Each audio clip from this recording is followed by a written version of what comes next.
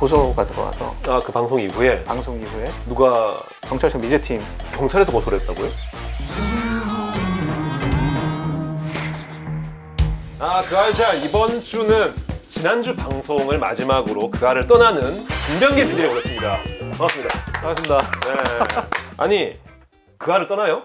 떠납니다. 드디어. 왜 떠나는 거예요? 오래 했죠? 얼마나 했죠? 한 3년 3개월 정도 3년 3개월이면 그알 PD들 평균치에 비해서 좀 더 한 건가요? 조금 더 했죠. 댓글에 뭐 가지 말라는 요청이 쇄도했다고 하는데 이런 질문이 있어요. XX님 어디로 가시나요? 가로 열고 타사? 타프로? 일단은 타사는 아닐 것 같아요. 왜냐면 제가 네. SBS에 대한 애정이 있기 때문에 네. 타사로 갈 것 같지는 않고요. SBS 내 다른 또 교양 프로그램으로 가거나 또 기획을 할 수 있는 거고 그렇죠. 그런 거죠. 네. 알겠습니다. 본격적으로 그러니까 오늘 모신 거는 특별한 이유는 없고 마지막 배웅을 그아리 분들과 같이 하기 위해서 모신 겁니다. 섭외가 안 되시죠. 저는 그렇지 않죠? 오늘 이제 김병길 PD 간다 그래서 이제 그아리 분들한테 또 질문을 많이 받아왔습니다. 이 질문들은 조금 제 가슴이 아파요. 여러분들이 이렇게 이런 질문 주셨는데 하하호호님, 마이크 PD님 맞죠? 왜 가시나요? 자, 진바라기님, 마이크 사건이 제일 임팩트가 큰데 그때 무슨 생각이 제일 많이 나셨나요? 임승현님, 본인 앞에서 마이크 앉았을 때 기분이 어떠셨나요? 마지막 가는 마당까지 지금 이런 분들이 있는데 일단은 네. 팩트를 말씀드리면 제 마이크를 누가 던진 적이 없어요. 이런 경험을 제가 해본 적이 없어서 뭐 말씀을 드리기가 좀 쉽지는 않을 것 같고요. 예. 지금 나오는 얘기가 제가 아니라 또 이게 사실 지난번 그 알잘 나와서 얘기했었잖아요, 그죠? 전 제일 웃겼던 게 마이크 부술 때 그 PD 맞죠? 그게 안 네. 보셨나 봐요, 그 편을. 안 보셨거나 봤는데도 헷갈리거나. 그 지금 말씀하신 그 마이크 PD는 유진훈 PD라고요. 저희 네. 취재 같이 하는 취재 PD고 가끔 그런 문자 와요. 제가 방송한 거 아닌데 잘 봤다고? 잘 봤다고 문자가 와요. 어? 나 아닌데? 그래서 네. 찾아보면 유진훈 PD. 그런 경우가 종종 있어요. 왜냐면 이제 이 PD들이 뭐 정면이 자주 나오진 않잖아요. 거의 뒷모습 아니면 옆모습밖에 안 나오죠. 그죠? 사실 저희끼리는 전혀 헷갈리지가 않는데 이제 그쵸, 시청자분들은 헷갈릴 수도 있는 것 같아요. 뭐 기분 나쁘거나 그러진 않죠. 나쁘고 말고 할 게 없는 게요. 네. 제가 봐도 비슷해요. 근데 확실한 거는 이제 김병길 PD는 이제 지난주 방송을 끝으로 그알을 떠나기 때문에 이제는 예. 저 같은 사람이 나오면 유진훈 PD가 본격적으로 그아리 분들 질문을 제가 대신 드릴 텐데 사건에 대한 게 많아요. 첫 번째 퍼니셔님, 개인적으로 인상 깊었던 사건은 뭐였나요? 그러니까 직접 연출한 방송편 중에 개인적으로 제가 국외 출장을 2번 갔거든요. 네. 보통 저희가 취재를 하면 연출팀하고 취재팀 같이 붙어서 취재를 투트랙으로 가기 마련인데 이제 저희 제작비 문제나 이런 것 때문에 취재팀이 같이 못 가는 상황. 그러니까 취재를 온전히 혼자 다 해야 되는 상황이네요. 혼자 해야 되는 상황인데 그 내슈빌에서 있었던 폭행 사건이 있거든요.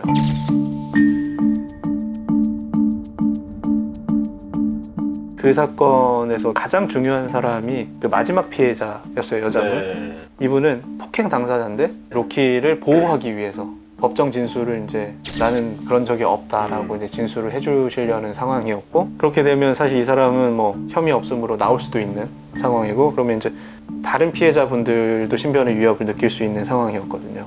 근데 이분이 저희가 취재에 가서 취재를 거의 절반 이상 할 때까지도 어디에 있는지 아무도 모르는 상황이었던 거예요. 계속 설득을 해서 저희가 동부에 있었는데 이분이 LA에 계셨던 거예요. 멀잖아요. 갔죠. 무작정 넘어가서 이제 한인타운 쪽에서 전화를 해서 겨우 만났던 거죠. 맨 땅에 진짜 헤딩을 했었네요. 국외 취재는 진짜로 거의 맨땅에 헤딩이었던 것 같아요. 그게 제일 기억이 많이 남는. 또 비슷한 질문인데 민정익 님이 그알 PD로 일하면서 가장 기억에 남는 에피소드는 무엇인가요? 저는 사실 영동 사건도 기억에 많이 남고요. 그 영동 사건 같은 경우는 사실 저희 배정우 PD가 먼저 방송을 한번 했었고 이제 그때 방송은 어떤 유력한 용의자라고 했던 사람이 사실은 용의자가 아닐 가능성이 있다의 방송이었다면 그 기록들 안에서 유일하게 알리바이가 확인이 안 된 한 사람이 딱 있었던 거예요.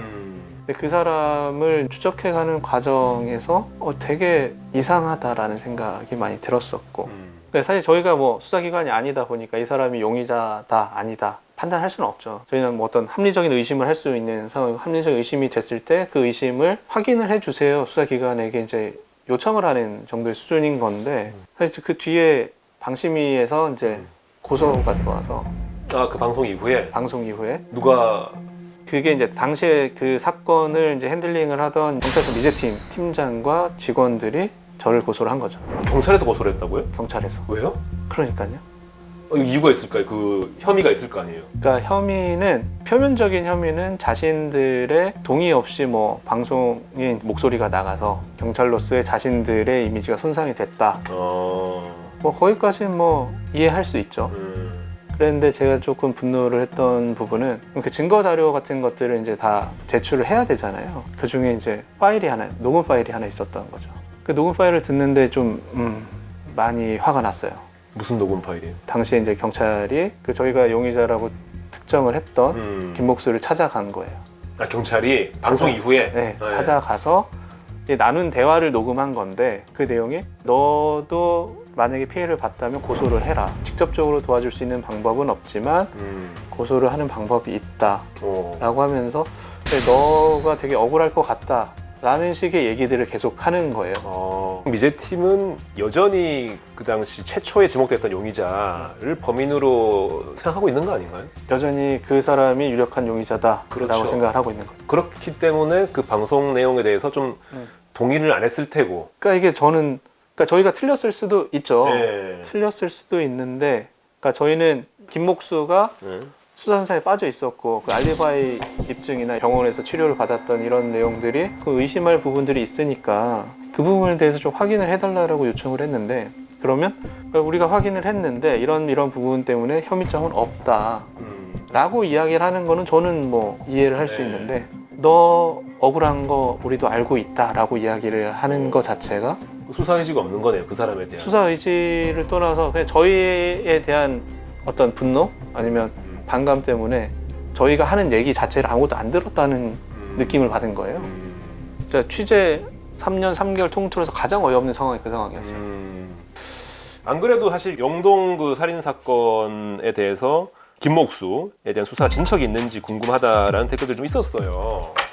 들었을 없다고 때는 봐야죠. 없다고 봐야겠네요. 네. 김목수에 대한 수사는 없다고 봐야 되는 게 맞다라고 저는 생각합니다. 그 방송한 지 꽤 됐잖아요. 오래됐죠. 네, 좀 안타까운 마음이 드네요. 그갈 취재하시면서 가슴 아픈 혹은 섬뜩한 사건을 깊숙이 헤집으셔야 했을 텐데 때문에 얻게 된 트라우마나 유독 스트레스를 받았던 편이 있으신가요? 가로 열고 없기를 바라면서. 바티칸 킹덤 마약편 표현할 때 되게 스트레스를 많이 받았어요. 왜냐하면 모든 사람이 그렇다는 건 아닌데 마약 사범들이 이제 일부러 마약을 이제 투여하는 경우들이 있잖아요. 알게 모르게 주사를 하든지 먹여서 이제 신고를 하는. 그래서 누구를 만나러 갈 때마다 편의점에서 음료들을 사서 갔어요. 왜요? 어디 인터뷰를 가면 음료를 권할 거 아니에요. 아, 그 상대방이? 근데 그 음료가 어떤 음료인지 우리가 알 수가 없잖아요. 그래서 애초에 저희가 음료를 사서 가서 음료 좀 사왔습니다 하면서 그 음료를 드리면서 취재를 했던. 그런 약간 좀 두려움이 있었네요. 그쵸. 왜냐면 저는 마약이라는 걸 해본 적이 없으니까 이게 예를 들어서 어디에 음식이나 물에 섞었다. 무슨 맛인지 알 수가 없잖아요. 그렇죠. 그러니까 언제 어떻게 내가 접하게 될지 모른다는 걱정도 있었죠. 저희 중형세다님께서 네. 그것이 알고 싶다 연출을 담당하면서 가장 고마웠던 인물 혹은 가장 행복했던 순간이 있으신지 궁금합니다. 지금까지 계속 힘든 것만 얘기했잖아요. 네. 좋은 질문이네요. 뭔가 되게 고마웠던 사람, 행복했던 순간. 그때인 것 같아요. 방송이 나가고 나서 가족분들이나 당사자분들이 전화나 문자를 주세요. 그러니까 고맙다고. 주로 피해자 가족분들. 네. 방송을 이렇게 잘 만들어주셔서 고맙습니다. 아니면 근데 해결이 안 된 사건이라고 하더라도 되게 힘들고 그랬는데 말을 많이 들어주셔서 말씀을 들어주셔서 어느 정도 조금 해소가 된 기분입니다. 고생해 주셔서 정말 감사합니다. 라는 연락을 받을 때 그래도 내가 그 RPD를 해서 누군가에게 이런 도움이 됐구나. 나로 인해서 이분들이 어느 정도 그 마음에 있는 응어리나 한이 조금 풀리셨다는 얘기를 들을 때 그때 좀 되게 기분이 좋죠. 특히 기억나는 사람이 있어요? 그 내슈빌에 나왔던 그 미국에 계신 그 전 피해자, 현 피해자 그 여자분들 두 분. 그분들이 제일 기억에 남아요. 왜냐하면 저희 방송을 계기로 이제 그때 위증을 하려고 했던 분이 위증을 하지 않게 되시고 이제 진실을 말씀을 하셨잖아요. 그러니까 그 상황에서 저희가 개입을 함으로써 위증을 안 하게 돼서 처벌을 안 받을 수 있었고, 그러니까 정말로 이제 더 이상 피해자가 나오지 않게 그 상황을 만들어준 데 대해서 되게 고맙다라고 말씀을 하시면서 나중에 미국 놀러 오시면 연락 주세요. 같이 맛있는 밥 사드릴게요. 라고 하셨는데 코로나가 터지면서 코로나가 터지면서 미국 갈 일이 없네요. 네. 저는 뭐 행복했던 순간 생각하면 행복하다기보다 짜릿한 순간들 있잖아요. 이 섭외가 막 일주일 동안 안 뚫리다가 딱 뚫렸을 때. 오늘 김목수 만났을 때 만나기 어려웠나요? 어려웠죠. 왜냐하면 그때 김목수는 부산으로 갔다는 거밖에 없었으니까. 아, 그것만 갖고 수소문에서 만났었죠. 네. 네. 그때 그 취재했던 게 류진우 PD였어요. 맞아요. 저는 딴 데서 취재를 하고 있었는데 갑자기 류진우 PD가 전화 온 거예요. 대박이라면서. 왜? 이랬더니 김목수 사는 데 찾았다고. 그때는 진짜로 기분이 짜릿하죠, 그때. 왜냐하면 김목수가 빠지면 이 방송은 성립을 할 수가 없었거든요. 짜릿하죠.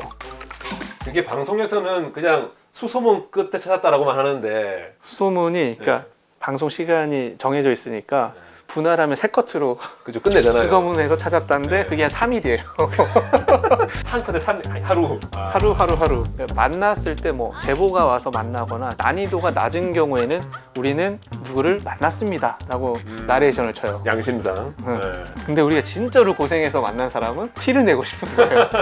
정말 어렵게 만났습니다 맞아요. 라고 하면 그거는 진짜 어려워서 우리가 어렵게를 넣었구나 라고 생각을 해주시면 좋을 것 같아요. 자, 이제 진짜 마지막 질문이에요. S휘님, 그동안 수고하셨어요. 그 알로 이행시 부탁드려요. 그것이 알고 싶다에 대한 마음을 담아서 그 알로 이행시 한번 가봅시다. 이 질문 예상 못했죠? 자, 준비됐습니까? 잠깐만요. 그것이 알고 싶다는 알면 알수록 더 어려워. 다시 가볼게요. 그것이 알고 싶다. 알라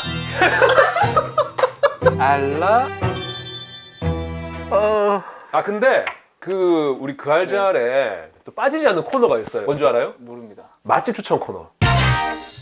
김병일 PD가 집이 어느 쪽이죠? 집은 노원 쪽이요. 그럼 노원 쪽에 맛집 하나 추천해 주세요. 맛집, 그러니까 요즘에 제가 좀 꽂힌 집이 하나 있어요. 태국인가? 아무튼 동남아 음식점인데 겉에서 보기에는 허름해요, 되게. 그래서 정말 내가 동남아 왔나라고 생각될 정도로 그 현지에서 쓰는 그런 간판 느낌. 그리고 실제로 들어가서 먹어도 내가 진짜 동남아에 왔나라는 느낌이 들 정도로 현지화된 되게 맛있는 집이 하나 있어요. 어디 노원구에 있는 거예요? 도봉구 쪽. 도봉구에. 네. 뭐죠 이름이? 써이 포차나. 써이 포차나. 근데 태국 음식점이나 베트남 음식점이 많잖아요. 네. 근데 그 집만의 뭐 차별화된 점이 있어요? 다른 집들은 그래도 어쨌든 한국인 입맛에 조금 맞춰서 약간 타협하는 부분들이 있잖아요. 여기는 정말로 동남아 특유의, 제가 지금까지 다녔던 동남아 음식점 중에는 1번. 아, 진짜로? 1번. 왜냐하면 이 맛도 맛인데 이 느낌이 아, 그래요? 네, 거의 주차가 안 돼요. 동남아 스타일로 오토바이 타고 가야죠. 툭툭. 오늘 지난주 방송을 끝으로 그 알을 떠나는 김병길 PD와 함께 했는데, 마지막으로 그 알을 떠나는 소감. 사실 그것이 알고 싶다 취재를 나가면 많은 분들이 되게 좋아해 주세요. 결국은 그것이 알고 싶다라는 간판 때문에 내가 빛났던 거고, 이제는 그 간판을 내려놓고 이제 다른 프로그램에 가겠지만 잊지는 못할 것 같아요. 그래서 시원섭섭한 느낌으로 떠날 것 같습니다. 그래도 3년 3개월은 정말 짧은 시간이 아닌데 그 시간 동안 고생해준 김병길 PD에게 정말 진심으로 많은 분들이 감사하고 앞으로 응원할 것 같습니다. 그 알은 떠나지만 김병길 PD 본방사수 할 거라고 믿어 힘치 않고요. 그 알이 여러분도 이번 주 방송 많이 기대해 주시기 바랍니다. 오늘 나와주신 김병길 PD 정말 감사합니다. 네, 감사합니다. 고맙습니다.